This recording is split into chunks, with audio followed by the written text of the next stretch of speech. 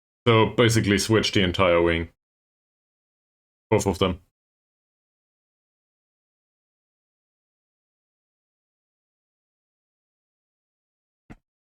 We'll see. And I will not put a specific emphasis on the wing. I think there was some space through the middle recently. So maybe we stand a chance. Also, given that elbow chuck still is anxious, most likely the rest of them are as anxious too. Somehow.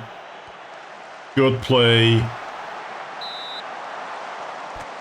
As our poacher doesn't poach. That worked.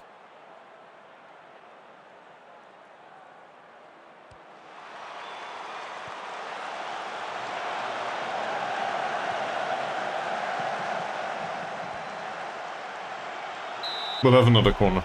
Okay. So, the quality of chances slightly improved recently. Sadly, Elbert Chuck still decided he doesn't want to hit the back of the net. To be fair, the quality of their players on the pitch did decrease a lot.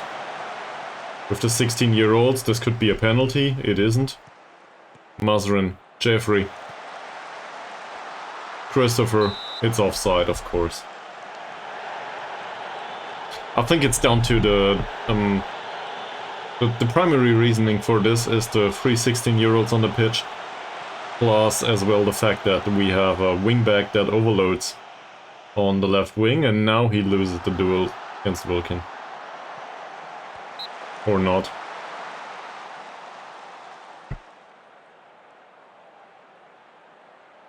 Well, it will not make a difference in the end, given the amount of goals we are behind, but at least we tried. Did I mention I want to go attacking? I did mention I want to go attacking. Let's do this. Mazarin, Jeffrey, goalkeeper saves. The chances are there.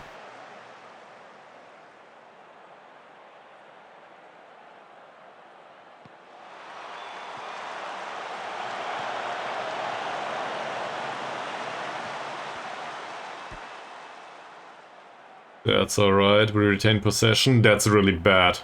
What are you doing?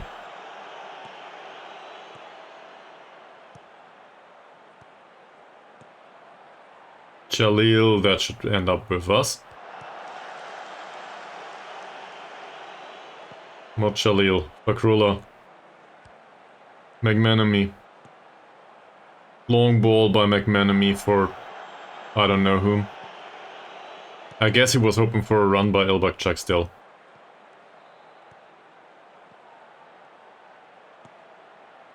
Of course. And we give away another corner.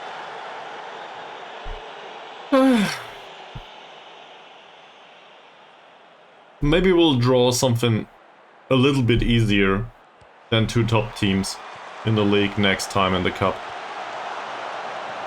I don't want to get my hopes up just yet, though. Of course, that one you save. Sure.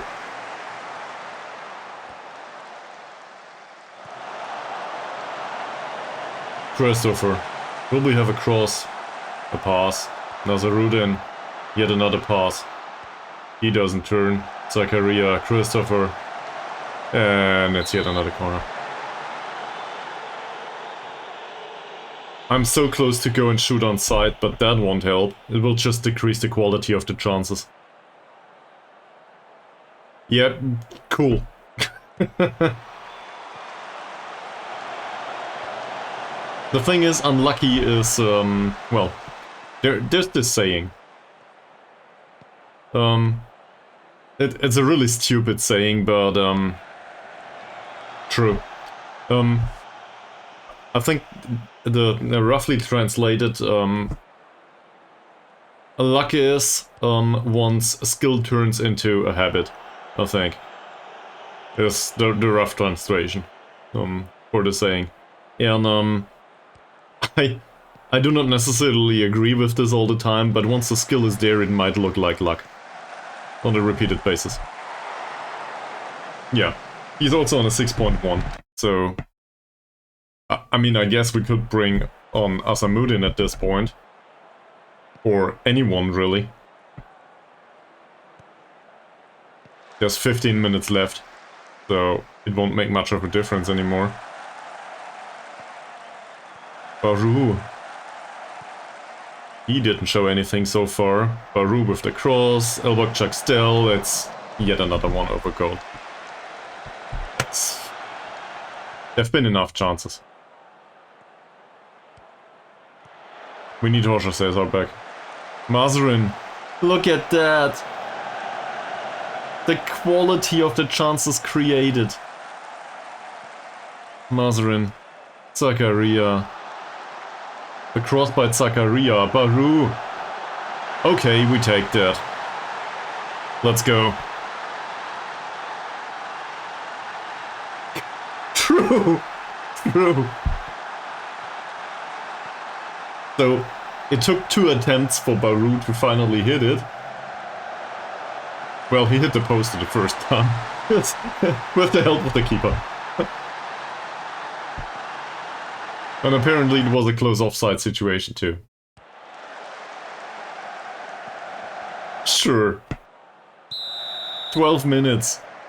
Go, guys. Sure! Of course. This is a cup match. It doesn't matter if we lose by yet another goal. And I think we created loads, so I will not do that.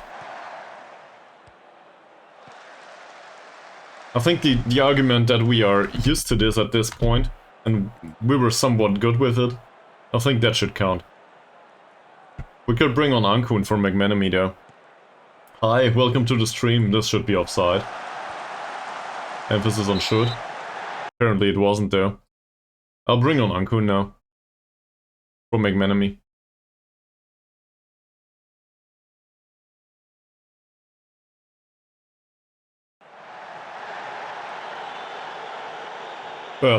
No big deal, man. You're welcome in the stream anytime. I'm just a little bit, I wouldn't call it busy.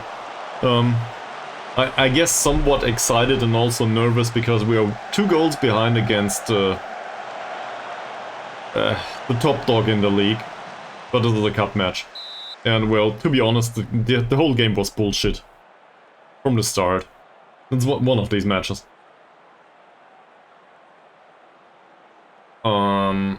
Today, 2 hours and 40 minutes exactly. And, well, overall I think about a year.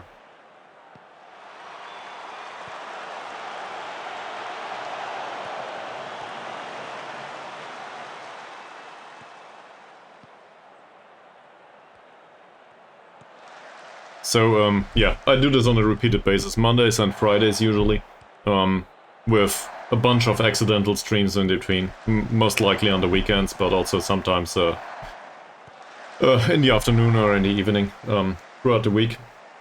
And it's German time, so what is it, Mies? GMT +2 right now? I'm always confused with this. At some times we will get rid of at some point we will get rid of daylight saving times in Germany. Yeah, exactly. This is how I feel about it too. So yeah. So what brings you to the stream, Leo Thomas? Other than apparently the fun of or the fun in seeing us lose again. I hate this. Ankun, play it down the right. Yes, that was too late though. Baru. He doesn't bring the ball inwards. Second attempt, Ankun. Turns, Zakaria. It would have been such a good opportunity. So, you'll stream Football Manager 2 or something else? Nazarudin. Mazarin, it's offside, isn't it? It's offside. Of course it is. 15 chances. 2 expected goals. Sure, you cannot really rely on expected goals. Ankun. Christopher. Yeah, I thought so. But what will you stream?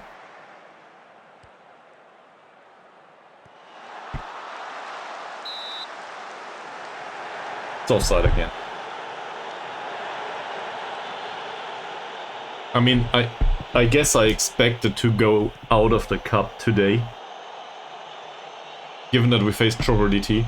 But after that first match, I really hoped that we stood a chance, or that we would have a chance against Johor DT, given the way they played. And to be fair, there's like a bunch of youth players on the pitch now. Nice! Depends. I think it's an interesting sport. I like to watch it. I have my problems with some of the fan base, if that makes sense. Oh. That's a hard question for me. I'm not... This is weird, but I guess I'm not one to glorify people or teams that much. So... Yeah, but it is an honest answer. Like...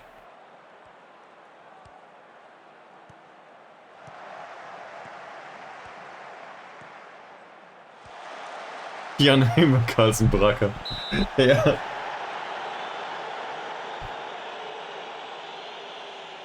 I don't know, I guess just like with the teams, I guess I like lost causes to a degree. Sometimes wondering what would have happened if this player or that player wouldn't have hit the goal post, but the inside of the post and then the goal. There's career-changing events like this all the time. And sometimes there's players that have, like, they give it their all. They have one or two unlucky finishes, and in the end they get sold and they never quite recover throughout their career. So, yeah. Maybe I like players like this. But that's not like, I don't know, I'm a big fan of Messi or Neymar or whatever. But to each their own, right? Also, I have a big preference for the odd player here and there in Football Manager, but that's due to more personal circumstances, I would add. Because, well, they are in my teams, so I like them that way. That said, some of these are purely, like, imaginary people, right? New gens. Like, Zakaria, for example, where the hell is he? Here. The egghead looks... I don't know, I need to include AI-generated faces again. so I picked the two all-time favorites, I guess. Well, they'll retire, and afterwards they will probably commit tax fraud if they didn't yet. Just like every footballer does. Ronaldo already did, right? He should be on that list. And then, well, one of the three will probably lose all of their money. All of his money. Most likely including a bunch of women. It's just the way it works. Okay, so that didn't go well.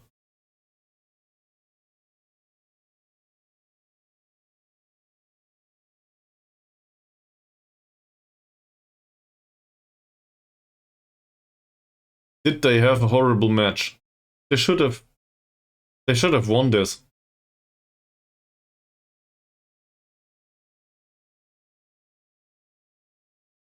Yeah, we should have won it according to the numbers. We'll go with that. So, I don't know. It's just a lack of skill, I guess. Alright, we are thrown out of the cup. So, there's that.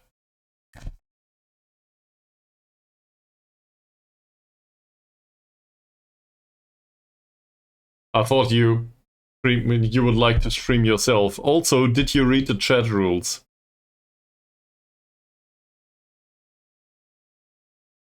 There was somebody else today. Let me scroll up. Okay, it's gone now. But there was somebody else today that came in the same way. Please don't make me do it.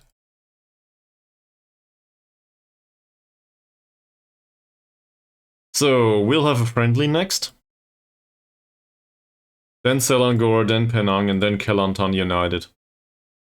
How's the situation in the league?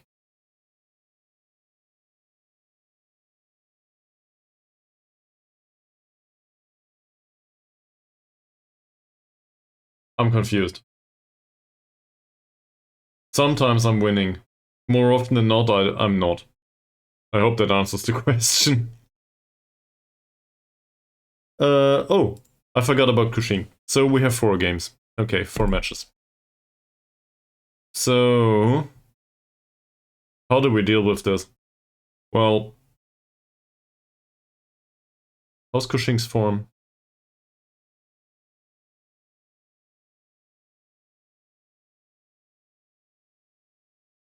They were thrown out of the cup by Perak. You cannot make this shit up. And they had a draw against Johor DT in the league. So that answers the Perak question too. We will play them at some point. No, we won't. They'll face Johor DT now. Good luck with that. First of all, though, they will play Sabah, PDRM, and Kuala Lumpur. Well, this is good. So they need to play PDRM. That's fine. So at least that won't be an issue. The problem is we want PDRM to win this. Yeah, for PDRM it's about nothing. Yeah, true, you are correct. Because they are shit. So they'll win this match.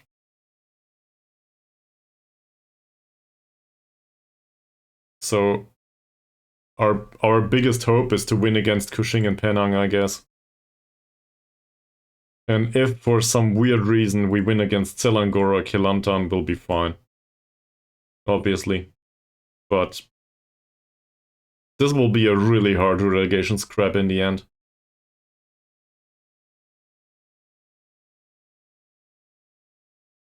There were so many matches that we could have won.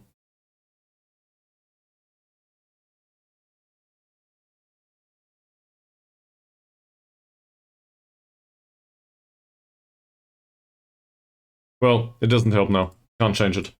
Alright. I'll wrap it up for today. Thanks for watching as always, and I will see you in episode 50. Bye.